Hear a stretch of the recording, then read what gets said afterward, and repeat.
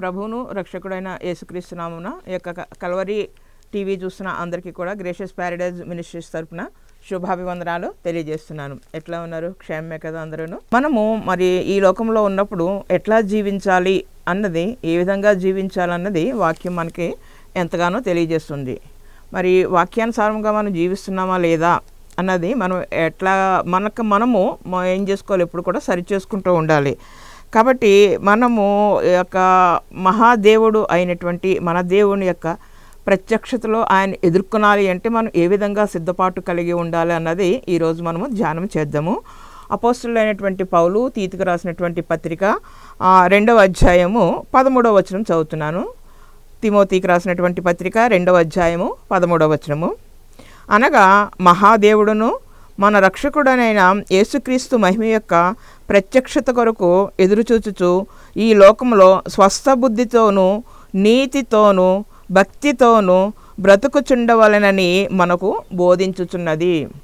దేవుని యొక్క వాక్యం మనకి ఏమని బోధిస్తుంది అనమాట? ఎట్లా ఉండాలి, ఏమని బోధిస్తుంది? స్వస్థ బుద్ధితోనూ, అట్లాగే ఇంకొకటి ఏంటనమాట, నీతితోనూ, మూడోది భక్తితోనూ ఉండాలని బోధిస్తూ ఉంది వాక్యము. మరి వాక్యము బోధిస్తుంది, మనము అట్లాంటి స్వస్థ బుద్ధి కలిగి ఉన్నామా లేదా అన్నది కూడా జ్ఞాపకం చేసుకోవాలి. ఎందుకంటే మహాదేవుడు, మన దేవుడు మహాదేవుడు. అట్లాగే ఆయన యొక్క ప్రత్యక్షత కొరకు మనం చూస్తున్నదంతా కూడా, మనం ఎదురు చూస్తున్నదంతా కూడా దేవుని యొక్క ప్రత్యక్షత కొరకు మనం ఎదురు చూస్తూ ఉన్నాము. ఆయన మరలా తిరిగి వస్తాడు. తిరిగి వచ్చినప్పుడు ఆయన మనం ఎదుర్కొనాలి. మనం ఎదుర్కొనాలంటే ఎట్లాంటి సిద్ధపాటు మనం కలిగి ఉండాలి, సిద్ధపాటుతో పాటు మనం ఎట్లాంటి మనస్తత్వము కలిగి ఉండాలి. ముఖ్యంగా ఇక్కడ మనకు కలిగింది ఏంటి?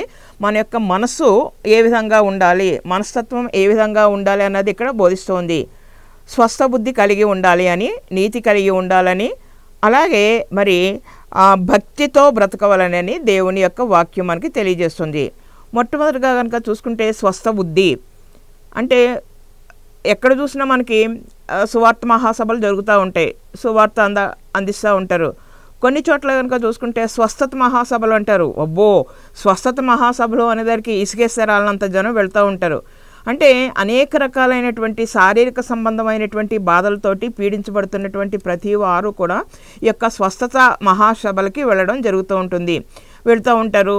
మరి దాంట్లో కొంతమంది స్వస్థత పొందుతుంటారు, శారీరకమైనటువంటి స్వస్థత పొందుతూ ఉంటారు. ఇంకా మంది దురాత్మల చేత పీడించబడుతూ ఉంటారు, వారు కూడా ఆ యొక్క దురాత్మల నుంచి మరి విడుదల పొందుతూ ఉంటారు. ఇట్లాగా దేవుని దగ్గరికి వచ్చినటువంటి వారు ప్రతి వారు దేని నిమిత్తమైతే వచ్చారో, ఏ యొక్క ఆశ కలిగి వచ్చారో, దేని బట్టి వారు వచ్చారో అది వారికి తప్పకుండా జరుగుతూ ఉంటుంది. అయితే ఇక్కడ మనకి చెప్తున్నది ఏంటంటే స్వస్థ బుద్ధి అంటే మన బుద్ధికి కూడా ఏం కావాలంటే స్వస్థత కావాలి. మనకి అనారోగ్యంగా ఉంటే డాక్టర్ దగ్గరికి వెళ్తూ ఉంటాము, కానీ స్వస్థత, బుద్ధికి స్వస్థత ఎక్కడ, ఏ డాక్టర్ దగ్గరికి వెళ్ళాలి? ఎవరైనా డాక్టర్లు ఉన్నారంటే పరమ వైద్యుడు, ఆయన దగ్గరికే మనము రావాలి. ఎందుకంటే హృదయము అన్నిటికన్నా కూడా మోసకరమైనటువంటిది. అది ఎప్పుడు చూసినా కూడా మరి భయంకరమైనటువంటి ఆలోచనలతోటే నిండిపోయి ఉంటుంది. మరి దానికి ఎట్లాగా మనము స్వస్థత చేకూర్చుకోవాలి అంటే వాక్యం ద్వారా మనం ధ్యానం చేద్దాము. స్వస్థ బుద్ధి కలిగి ఉండాలి అంటే చాలామందికి స్వస్థ బుద్ధి ఉండదు. కొంతమంది ఎట్లా స్వస్థ బుద్ధి ఎవరికి కావాలి అనుకుంటే ఈ యొక్క తీతుకు రాసినటువంటి పత్రికలోనే కనుక చూసుకుంటే 1వ అధ్యాయంలో కానీ 2వ అధ్యాయంలో కానీ అంతా కూడా తిమోతికి ఈయన మన అపోస్తలుడైనటువంటి పౌలు రాసినటువంటి ఆ యొక్క మాటలన్నీ కూడా స్వస్థ బుద్ధి గురించి ఆయన రాయడం జరిగింది. ఈ యొక్క స్వస్థ బుద్ధి ఎవరికి కావాలి అంటే ఎవరో కొంతమందికైనా, లేకపోతే మొత్తం అందరికీ కావాలా అంటే అందరికీ కూడా ఈ స్వస్థ బుద్ధి ఎంతో అవసరము. ముఖ్యంగా కనుక చూసుకుంటే పెద్దలుగా ఉండేటువంటి వారికి ఎట్లాంటి స్వస్థ బుద్ధి కలిగి ఉండాలి అంటే 1వ అధ్యాయంలోనే మనకి తీతుకు రాసినటువంటి పత్రికలోనే 1వ అధ్యాయంలో మనకి ఇదంతా కూడా కనిపిస్తూ ఉంది. స్వస్థ బుద్ధి కలిగిన వాడు ఎట్లా ఉండాలంటే 8వ వచనంలో, అతిథి ప్రియుడును సజ్జన ప్రియుడును స్వస్థ బుద్ధి కలవాడును నీతిమంతుడును పవిత్రుడును ఆశా నిగ్రహము కలవాడై ఉండవలెను. ఆశా నిగ్రహము కలిగి ఉండాలి, అదేవిధంగా స్వస్థ బుద్ధి కలిగిన వాడై ఉండాలి, నీతిమంతుడుగా ఉండాలి, పవిత్రుడుగా ఉండాలి, ఆశా నిగ్రహం కలిగినటువంటి వాడిగా ఉండాలి. ఇంకా పైన కనుక చూసుకుంటే ఏకపత్ని వ్రతుడుగా, అంటే ఒకే భార్య కలిగినటువంటిగా ఉండాలి. మరి తాగుబోతులు కాకోకుండా ఏమీ కూడా త్రాగుడు అట్లాంటి అలవాట్లు లేకోకుండా ఉండేటువంటి వ్యక్తిని పెద్దలుగా నియమించాలనేసి చెప్తున్నారు. అంటే ఈ పెద్దలకు కావాల్సింది కూడా ఏంటనమాట, స్వస్థ బుద్ధి, మంచి బుద్ధి కావాలి. అంతేగాని మరి వీళ్ళ రక్త సంబంధులు అనేసి వాళ్ళకొక రకమైనటువంటి తీర్పు, వీళ్ళ దూరపు చుట్టాలని వాళ్ళకొక రకమైన తీర్పులు, వీళ్ళు అసలు మనకు తెలియదు కాబట్టి వీళ్ళ వేరే తీర్పులు, అట్లాంటివి పెద్దలుగా ఉన్నటువంటి వారు చాలా మరి జాగ్రత్తగా ఉండాలి. ఎందుకంటే వారు ఉంటున్నది చేస్తున్నది ఎక్కడ, దేవుని యొక్క సన్నిధిలో. దేవుని యొక్క సన్నిధిలో ఉంటున్నప్పుడు మనము ఎంత జాగ్రత్తగా ఉంటే అంతగా దేవుని యొక్క దీవెనలు పొందుకోవడం జరుగుతూ ఉంటుంది.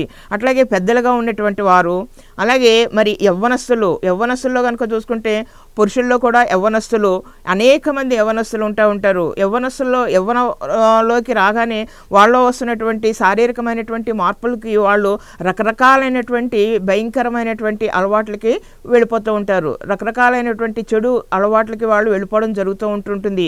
మరి అట్లా చెడు అలవాట్లకి ఎప్పుడైతే వెళ్ళిపోతూ ఉంటారో, మరి ఎక్కడ చూసినా ఈ రోజుల్లో కనుక చూసుకుంటే అంతా కూడా దేనికి ఎడిక్ట్ అయిపోతున్నారంటే ఫోన్కి ఎడిక్ట్ అయిపోతున్నారు. 24 గంటలు కూడా ఫోన్ చూసుకుంటూ ఉంటారు.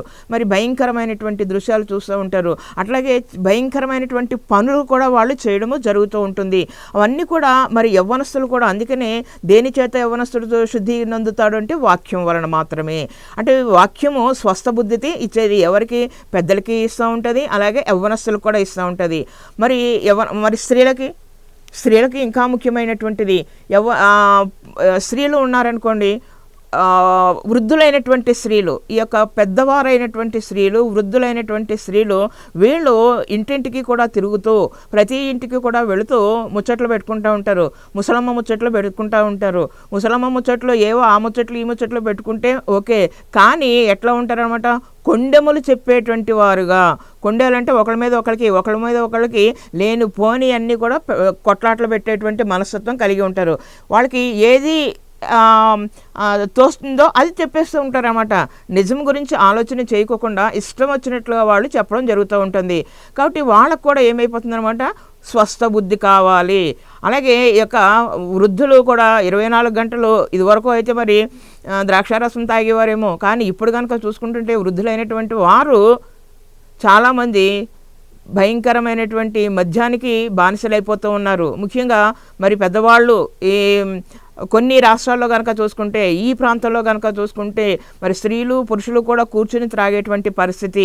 ఎక్కడ చూసినా కూడా మరి స్త్రీలు కూడా మేము కూడా మీతో పాటు సమానంగా ఉంటామని సమాన హక్కులు ఎక్కడ సాధించారంటే తాగుళ్ళలో సాధించినట్టుగా కనిపిస్తూ ఉంది. అంత భయంకరమైనటువంటి పరిస్థితి అనమాట. అంటే త్రాగుబోతులుగా మారిపోతూ ఉన్నారు చాలామంది. ఎందుకంటే వాళ్ళకి గవర్నమెంట్ ఏదో డబ్బు ఇస్తూ ఉంటుంది, మరి కూతుళ్ళు కొడుకులు లేకపోతే ఎవరో ఒకరు భోజనం పెడుతూ ఉంటారు. ఈ వచ్చిన డబ్బుతోటి వీళ్ళేం చేస్తుంటారన్నమాట, క్వార్టర్ బాటిల్ కొనుక్కోవడము, తాగడము, ఇట్లాంటి భయంకరమైనటువంటి పరిస్థితి. అంటే వృద్ధులైనటువంటి స్త్రీలు కూడా ఎట్లాగా మారిపోతూ ఉన్నారు. తర్వాత ఇంకా యవ్వనస్తులైనటువంటి స్త్రీలు కూడా మరి చక్కగా వాళ్ళ కుటుంబాన్ని పోషించుకుంటూ కుటుంబ క్షేమం కోసం వాళ్ళు మంచిగా ఉండాలి. అంటే ఇక్కడ పెద్దలు కానీ పురుషులు కానీ స్త్రీలు కానీ, యవనస్తుల్లో పురుషులు కానీ స్త్రీలు కానీ అందరికీ కూడా కావాల్సింది ఏంటనమాట, స్వస్థ బుద్ధి కావాలి. ఇక్కడ మాత్రం ఒకళ్ళ గురించి రాయలేదు. ఎవరు అంటే చిన్నపిల్లల గురించి రాయలేదు పౌలు గారు. అంటే చిన్నపిల్లల మనస్తత్వం కలిగి ఉండాలి. చిన్నపిల్లల్లో ఏమాత్రము కూడా కల్మషం అనేది ఉండదు, కుళ్ళు అనేది అసలే ఉండదు. చక్కగా అందరితోటి కూడా ప్రేమగా వాళ్ళు ఉండడం జరుగుతూ ఉంటుంది. అంటే మనము కూడా ఎట్లాంటి వారుగా ఉండాలన్నమాట. స్వస్థ బుద్ధి అంటే ఎక్కడి నుంచి రావాలి అంటే మనము కూడా ఒక చిన్న పిల్లల హృదయం కలిగినటువంటి వారుగా మనము ఉండాలి. అట్లాంటి హృదయము దేవునికి ఎంతో ఇష్టమైనటువంటిది. అట్లాగే కొంతమంది ఉంటారు చంచలమైనటువంటి స్వభావం కలిగినటువంటి వారు. చంచల స్వభావం అనమాట. ఇప్పుడు ఒక మాట అంటారు, గంట పోయిన తర్వాత నేను అనలేదు ఆ మాట అంటారు, కానే కాదంటారు, నేను ఏదో అప్పుడైతే ఏదో అనేసాను, ఇప్పుడు చేయమంటే నేను ఎక్కడ చేస్తాను, నా వల్ల కాదు అనేసి చెప్పడం జరుగుతూ ఉంటుంది. అంటే ఏంటనమాట, చంచలమైనటువంటి బుద్ధి. వాళ్ళు మాట మీద ఏమాత్రం కూడా నిలబడుకోకుండా ఒక చెప్పినటువంటి మాట కానీ లేకపోతే చేస్తున్నటువంటి పని మీద కానీ ఏమాత్రం కూడా కాన్సన్ట్రేషన్ లేకోకుండా, ఏమాత్రం కూడా నిశ్చయత లేకోకుండా, మరి నేను దేవుని కోసం నిలబడాలి, లేకపోతే నా కుటుంబం కోసం నిలబడాలి, నా జాబ్లో నేను మంచిగా స్థిరంగా ఉండాలి అన్నది ఉండనే ఉండదు. పోతే పోయిందిలే ఇంకోటి చూసుకుంటాను, లేకపోతే ఈ బిజినెస్లో పోతే పోయిందిలే ఇంకో బిజినెస్లో వెళ్తాను అనేసి మరి రకరకాలుగా మార్చేస్తూ ఉంటారన్నమాట. రకరకాలైనటువంటి స్వభావాలు కలిగినటువంటి మనుషులు ఎంతగానో మనకి ఈ లోకంలో కనిపిస్తూ ఉంటారు. కాబట్టి మనకి ఎట్లా ఉంటారన్నమాట, చంచలమైనటువంటి బుద్ధి తీసివేసుకోవాలి. చంచలమైనటువంటి బుద్ధిని తీసివేసుకుంటే స్వస్థ బుద్ధి కలిగినప్పుడు వాళ్ళకి ఏమొస్తారన్నమాట, స్థిరత్వమైనటువంటి మనసు వారికి రావడము జరుగుతూ ఉంటుంది. అంటే చంచల బుద్ధి పోయి దేవుని దగ్గరికి వచ్చినప్పుడు వాళ్ళకి స్థిరత్వమైనటువంటి మనసు రావడము జరుగుతూ ఉంటుంది. ఇంకా కొంతమంది ఎట్లా ఉంటారంటే ఎంతసేపు చూసినా కూడా ఇతరులని బాధించేటువంటి మాటలు మాట్లాడుతూ ఉంటారు, బాధపరిచేటువంటి మాటలు, ఎత్తిపొడుపు మాటలు, ఏ మాత్రము కూడా అసలు కొంచెము కూడా ఆదరణ కలిగించేటువంటి మాటలు వారిలో ఉండనే ఉండవు. కలహబుద్ధి అనమాట. ఎంతసేపు కూడా కలహబుద్ధి లేదా విరోధ బుద్ధి, ఇట్లా కలహబుద్ధులు విరోధ బుద్ధులు ఉన్నటువంటి వాళ్ళు కూడా మనకి రకరకాలైనటువంటి మనుషులు కనిపిస్తూ ఉంటారు. ఈ కలహాలు పెట్టేటువంటి విరోధ బుద్ధి ఉన్నటువంటి వాళ్ళు చేసేది, మీరు బాగున్నారంటే మేమేం బాగున్నాంలమ్మా, మీరు బాగున్నారు కదా, మీరు బాగుంటే చాలులే, మీరు అలా ఉండాలి ఇలా ఉండాలి అంటారు. కానీ వాళ్ళు మాత్రం అమ్మ మేము దేవుని దయ వలన, అయ్యా మేము దేవుని దయ వల్ల క్షేమంగానే ఉన్నాము, మంచిగా ఉన్నాము, ఆరోగ్యంగా ఉన్నాము, దేవుని కృప మా మీద ఎంతగానో ఉంది, మేము చక్కగా ఉన్నాము అన్నటువంటి మాట ఒక్కటి కూడా వారి నోటి నుంచి రానే రాదు. ఎంతసేపు చూసినా మరి ఇతరులకి మాటల చేత బాధించేస్తూ ఉంటారు అనమాట. ఈర్ష్య కలిగినటువంటి మాటలు, మరి భయంకరమైనటువంటి చెడ్డ మాటలు, ఎత్తుపొడుపు మాటలు కలిగిస్తూ ఉంటారు. ప్రేమ కలిగినటువంటి మాట కానీ, ఓదార్పు మాట కానీ, లేకపోతే జాలి కలిగినటువంటి మాట కానీ వారి నోటి నుంచి ఎప్పుడు కూడా రానే రాదు. అట్లాంటి కలహ బుద్ధి ఎక్కువగా, అంటే ఎప్పుడు చూసినా కూడా అట్లాంటి కలహం అన్నమాట చెప్తూ ఉంటారు. ఇంకా కొంతమంది ఉంటారు విరోధ బుద్ధి ఉంటుంది. వీళ్ళు ఏం చేస్తూ ఉంటారు అనమాట, ఇతరులకి ఎప్పుడు కూడా వీళ్ళు ఇంకా మహా డేంజరు. ఎట్లాంటి వారంటే వీళ్ళు పైకి మాత్రమే చాలా ప్రేమగా మాట్లాడుతూ ఉంటారు. అమ్మా నువ్వు ఎంత మంచిదానవో అంటారు, అయ్యా నువ్వు ఎంత మంచివాడవో అంటూ ఉంటారు. నీ అంత మంచితత్వం ఇంకేమీ లేదు, ఇలాగని పొగిడేస్తూ ఉంటారు. అవతలకు వెళ్ళి వాళ్ళ మీద లేనిపోయిన మాటలన్నీ కూడా చెప్తూ ఉంటారు అనమాట. ఎప్పుడు చూసిన విరోధ బుద్ధి కలిగి, కలహ బుద్ధి కలిగి ఏదో ఒకటి మాట, అటు భార్యకి చెప్పవలసినటువంటి మాటలు భార్యకి చెప్తూ ఉంటారు, భర్తకి చెప్పవలసినటువంటి చెడ్డ మాటలు భర్తకి చెప్తూ ఉంటారు. భార్యాభర్తల మధ్య కలహాలు పెట్టేస్తూ ఉంటారు. తల్లిదండ్రుల మధ్యన, మరి తల్లి కూతురుల మధ్యన, మరి అత్తా కోడళ్ళ మధ్యన, అల్లుడు మామల మధ్యన, బంధువుల మధ్యన, ఒకలేంటి అందరి మధ్యన పైకి ఎంతో ప్రేమగా మాట్లాడుతూ ఉంటారు. తేనె పూసిన కత్తిలాగా వాళ్ళు మాట్లాడుతూ ఉంటారు. అబ్బో చాలా బాగుంది కదా అనుకుంటాము, కానీ అది భయంకరమైనటువంటి పరిస్థితి. వీళ్ళు మరి ఎంత భయంకరమైనటువంటి పరిస్థితి అంటే, ఇక్కడ పాపం వీళ్ళు చక్కగా మాట్లాడుతున్నారు కదా అని వాళ్ళకు ఉన్నటువంటి బాధ అంతా కూడా వాళ్ళతో చెప్పుకున్నారనుకోండి, చెప్పిన వెంటనే ఇంకేముంది దొరికిందని చెప్పేసి ప్రతి ఇంటికి కూడా వెళ్ళిపోయి పని కట్టుకుని ఎవరికైతే చెప్పకూడదో వారికి వెళ్ళి ఆ విషయాలన్నీ కూడా చెప్పి వాళ్ళకి ఇంకా భయంకరంగా ఎడబాటు అనమాట, లేకపోతే ఇంకా భయంకరమైనటువంటి శత్రుత్వాన్ని వాళ్ళ బంధువులని కానీ, లేకపోతే రక్త సంబంధులని కానీ, ఫ్రెండ్స్ అని కానీ అదేమీ ఉండరన్నమాట. వాళ్ళకి ఏమైనా కూడా వాళ్ళకి విరోధం కలిగజేయాలి అన్నటువంటి మనసే వాళ్ళలో ఉంటుంది. కాబట్టి ఇట్లాంటి మనుషులతో కూడా ఎట్లా ఉండాలన్నమాట, మనము జాగ్రత్తగా ఉండాలి. కానీ వాళ్ళందరికీ కూడా ఏమి రావాలన్నమాట, స్వస్థ బుద్ధి కావాలి, మంచి బుద్ధి కావాలి, ఆ చంచలత్వమైనటువంటి మనసు పోవాలి, విరోధము కలిగినటువంటి మనసు తీసివేసి దేవుడు వారికి శాంతిని, సమాధానాన్ని, ప్రేమని ఇచ్చేటువంటి మనసు కావాలనేసి మనము ఎల్లప్పుడూ కూడా ప్రార్థన చేయాలి. వాక్యం మనకు అదే చెప్తూ ఉంది, మీరు మీ యొక్క హృదయాన్ని సరిచేసుకోండి. మరి ఈ యొక్క హృదయం ఎట్లాంటిది, మోసకరం అని చెప్తున్నాం కదా. మరి ఒక దేశాన్నన్నా లేకపోతే ఒక రాజ్యాన్నన్నా పోరాడి సంపాదించవచ్చేమో, కానీ మనసును మాత్రం పట్టుకోవడం చాలా కష్టము. కాబట్టి మనస్సును మనము గెలవాలి అనుకుంటే, మనకు స్థిరమైనటువంటి మనసు కావాలి అనుకుంటే మనం ఎట్లా రావాలన్నమాట, దేవుని దగ్గరికి రావాలి. వాక్యం ద్వారా మనము స్వస్థత పొందాలి, మన బుద్ధికి స్వస్థత రావాలి. మరి లోకాసు వార్త 15వ అధ్యాయంలో మనకు తెలుసు కదా, మరి చిన్న కుమారుడు ఉన్నాడు. ఈ యొక్క చిన్న కుమారుడు ఎప్పుడు కూడా ఏం చేసేవాడు అనమాట, తండ్రితోటి కొట్లాడి హక్కుల కోసం పోరాడడం అంటే చాలా బాగా పోరాడుతూ ఉంటారు, కానీ బాధ్యతలు మాత్రము ఏ మాత్రం కూడా గుర్తుకి రానే రావు. మరి కొట్లాడి ఆ సంత తీసుకుని వెళ్ళిపోయాడు హాయిగా. పైగా తండ్రి దగ్గరికి ఉండకూడదని చెప్పేసి చాలా దూర ప్రాంతానికి అతను వెళ్ళిపోవడం జరిగింది. ఎప్పుడైతే అతను దూర ప్రాంతానికి వెళ్ళిపోయాడో మరి అక్కడ దూర ప్రాంతంలో ఉన్న అతను చేసినటువంటి వ్యాపారము మంచి వ్యాపారం చేసుంటే అతనికి చాలా మంచి లాభాలు వచ్చేవేమో, కానీ అతను చేసింది ఏంటి? దుర్వ్యాపారం చేశాడు. ఎప్పుడైతే అతను దుర్వ్యాపారం చేశాడో అతనుకున్న ఆస్తంతా కూడా పోయింది.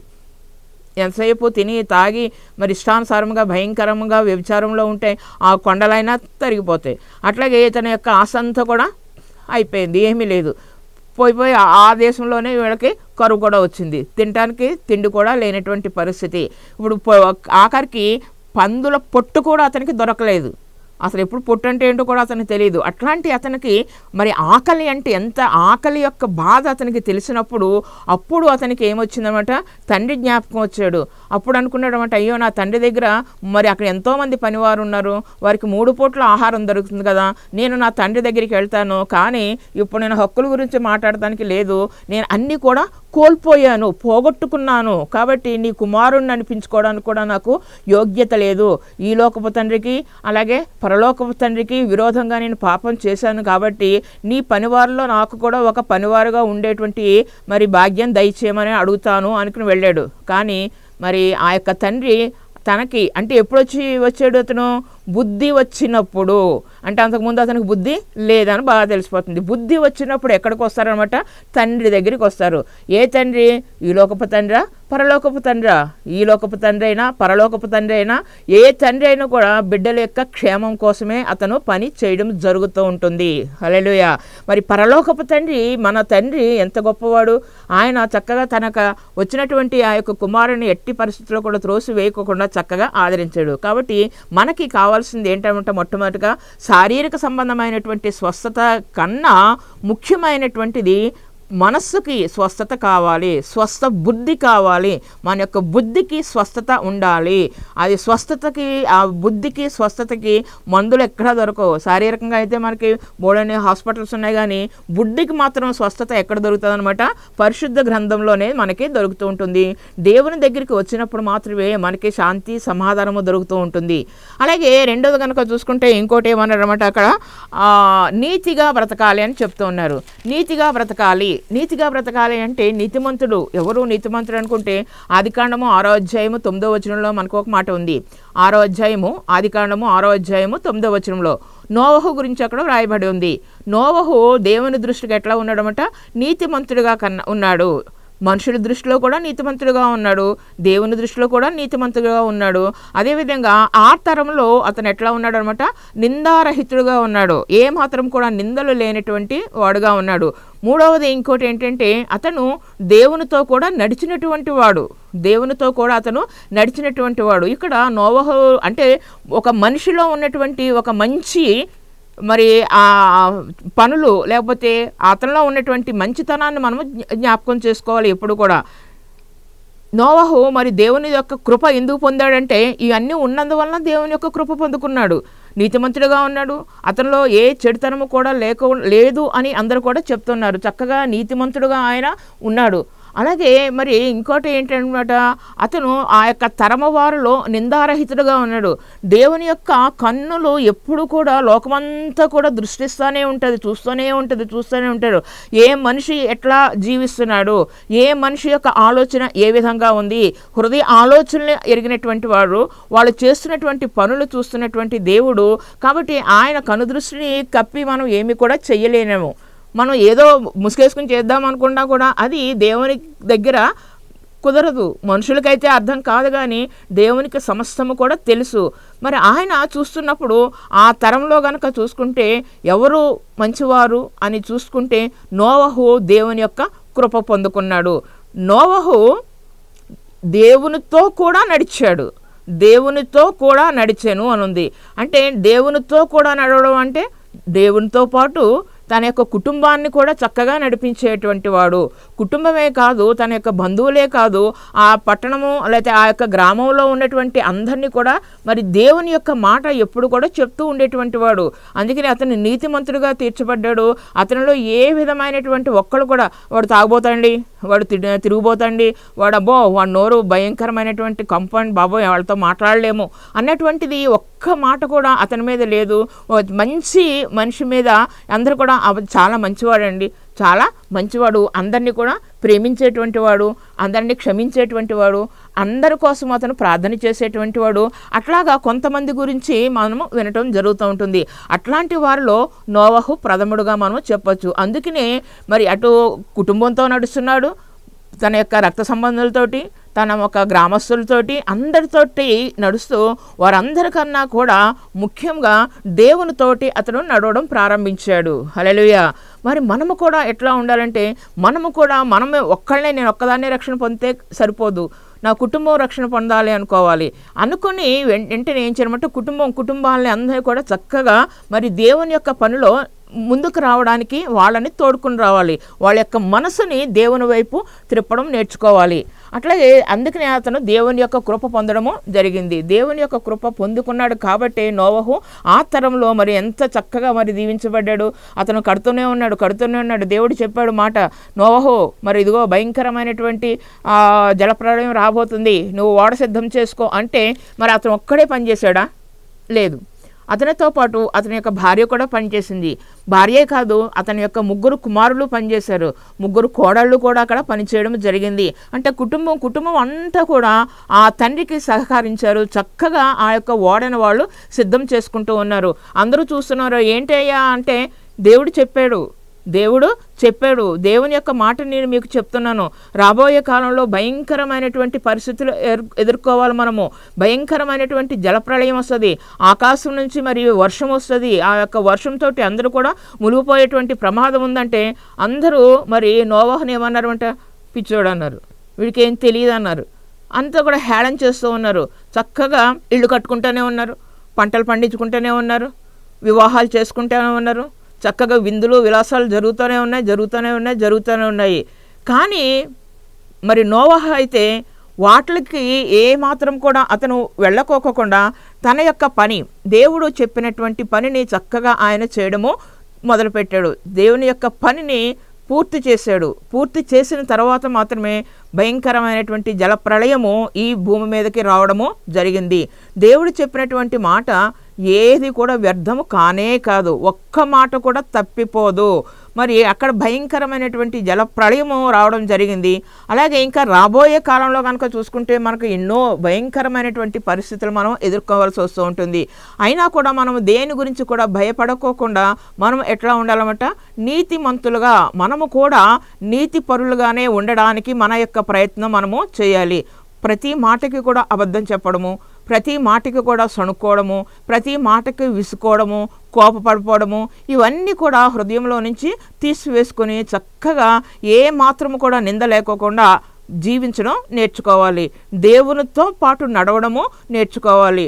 దేవుడిచ్చినటువంటి పనిని చేయడము మొదలుపెట్టాలి. బడా నమ్మకమైనటువంటి దాసుడా అని దేవుని చేత మనము అనిపించుకోవాలి. దేవుడు మెచ్చుకునేటువంటి పనులు మనము చేయాలి. అంటే వాక్యం మనకి అదే బోధిస్తూ ఉంది. అట్లాగే మూడవది కనుక చూసుకుంటే ఇంకోటి ఏమన్నట, భక్తి కనుక చూసుకుంటే ఇటలీ పటాలము అనేటువంటి పటాలము అపోస్తల కార్యాలు 10వ అధ్యాయంలో మనకు తెలుస్తుంది. కొర్నేలు గురించి ఇక్కడ రాయబడి ఉంది. కొర్నేలు ఎట్లాంటి వాడు? శతాధిపతి, 100 మంది సైనికులకి అధిపతిగా ఉన్నాడు. అంతేకాకుండా అతనికి భార్య ఉంది, పిల్లలు ఉన్నారు, అందరూ ఉన్నారు, మంచి హోదా ఉంది. అతనికి ఏ విధమైనటువంటి ఆర్థికపరమైనటువంటి ఇబ్బందులు లేవు, మరి శారీరకమైనటువంటి రోగాలు లేవు, ఏమీ లేవు, మంచి ఉన్నతమైనటువంటి స్థితిలో ఉన్నాడు. అయినా కూడా అతను ఎప్పుడు కూడా దేవునికి ఏడల భక్తి కలిగి ఉండేటువంటి వాడు, భక్తితోటి దేవుని ప్రార్థన చేస్తూ ఉండేటువంటి వాడు. తన ఒక్కడే కాకుండా తన కుటుంబాన్ని అంతటి కూడా దేవుని దగ్గరికి నడిపించేటువంటి వ్యక్తి మరి యొక్క కొర్నేలు. అదేవిధంగా ఇంకా ఏం చేస్తున్నాడు అంట, మరి పగలు 3 గంటల వేళ అతను ప్రార్థనలో ఉన్నప్పుడు దేవుని యొక్క దూతని అతను చూడడం జరిగింది. దేవుని యొక్క దూతని చూడడమే కాదు, దేవుని యొక్క దూత అతనితో మాట్లాడుతున్నప్పుడు కొర్నేలు అని పిలిచి ఏంటి ప్రభా ఏంటి అని అడిగినప్పుడు అక్కడ చెప్తున్నటువంటి మాట, నీవు నీ యొక్క భక్తి దేవునికి ఎంతో ఇష్టమైనటువంటిది, అంతేకాదు నీవు చేస్తున్నటువంటి ధర్మకార్యాలు మరి దేవునికి ఎంతో ప్రీతికరంగా ఉన్నాయి అనేసి అక్కడ అతను చెప్పడం జరిగింది. దేవుని యొక్క దూత అక్కడ చెప్పడం జరిగింది. నిజమే, మనం భక్తి కలిగి ఉండాలి. భక్తి మనము మన యొక్క కుటుంబ ప్రార్థనలో మనం ఉండడం ఎంతో ముఖ్యమైనటువంటిది. ఎందుకు మనము ఇట్లాగా కుటుంబాలుగా మనం ఉండాలి అనుకుంటే, మరి దేవుని యొక్క మొదటి రాకడ మనకు తెలియదు. ఎందుకంటే ఫస్ట్ ఆయన రావడం జరిగిపోయింది, ఎప్పుడో 2000 సంవత్సరాల క్రితం వచ్చాడు. మరి వచ్చిన తర్వాత చూచి నమ్మిన వారి కంటే చూడక నమ్మిన వారు ఎంతో ధన్యులు అన్నారు. అట్లాంటి ధన్యత దేవుడు మనందరికీ కూడా ఇచ్చి ఉన్నాడు. మరి ఇంకొక మాట ఆయన చెప్పారు, ఆయన పరలోకానికి వెళ్ళిపోతూ ఏమని చెప్పారన్నమాట, నేను తిరిగి మీకోసము మరలా వస్తాను, మీకోసం నేను స్థలాన్ని సిద్ధపరచడానికి కోసం నేను వెళుతున్నాను, తిరిగి నేను మరలా వస్తాను అనేసి ఆయన చెప్పడం జరిగింది. ఆయన తిరిగి వచ్చేటప్పటికి మరి ఎట్లా మనం ఆయన ముందు నిలబడాలి, ఆయన మహాదేవుడు, అంతేకాదు మన రక్షకుడైన యేసుక్రీస్తు మహిమ యొక్క ప్రత్యక్షత కొరకు మనం ఎదురు చూస్తూ ఉన్నాము.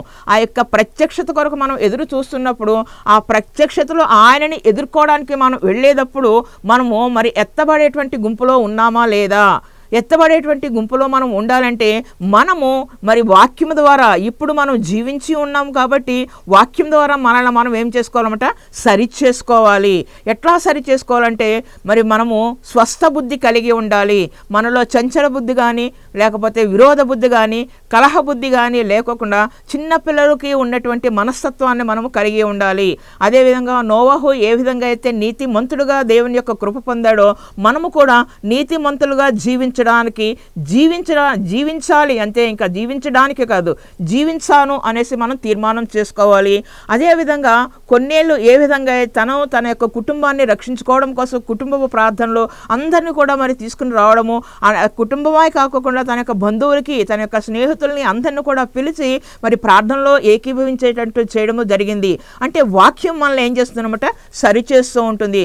వాక్యం మనల్ని సరిచేయడమే కాదు, రెండవ రాకల్లో దేవుని దగ్గర, దేవుని యొక్క ప్రత్యక్షతలో మనము ఆయనతో పాటు ఉండడానికి, ఆయన ఎదుర్కోవడానికి వెళ్ళేటువంటి గుంపులో మనము కూడా నిలబడగలగడానికి శక్తిని దేవుడు మనకి అనుగ్రహిస్తాడు. అట్లాంటి శక్తి ఈ యొక్క వాక్యం ఉంటున్నటువంటి ప్రతి బిడ్డ కూడా పొందుకోవాలనేసి నేను ప్రార్థన చేస్తున్నాను. మరి తలలో ఉంచండి, ప్రార్థన చేస్తాను.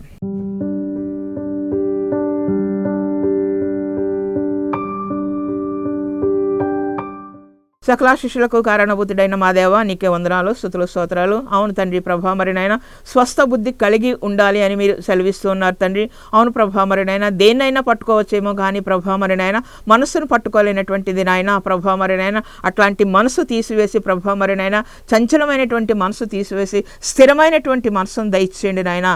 అదేవిధంగా ప్రభా మరి నాయన నీతిమంతులుగా జీవించేటువంటి భాగ్యము దయచేయండి తండ్రి. మరి ముఖ్యంగా తండ్రి భక్తి కలిగి మరి నాయన నీ దగ్గరికి వచ్చి నిన్ను ప్రార్థించుకునేటువంటి భాగ్యము ఈ యొక్క కార్యక్రమం మరి నాయన ఈ యొక్క టీవీ ఛానల్ చూస్తున్న ప్రతి బిడ్డకి కూడా దయచేయండి నాయన తండ్రి ప్రభా. మరి నాయన ఎక్కడ చూసినా కూడా భయంకరమైనటువంటి పరిస్థితులు తండ్రి, వాటన్నిటి నుంచి కూడా రక్షించేటువంటి గొప్ప దేవుడు నాయన.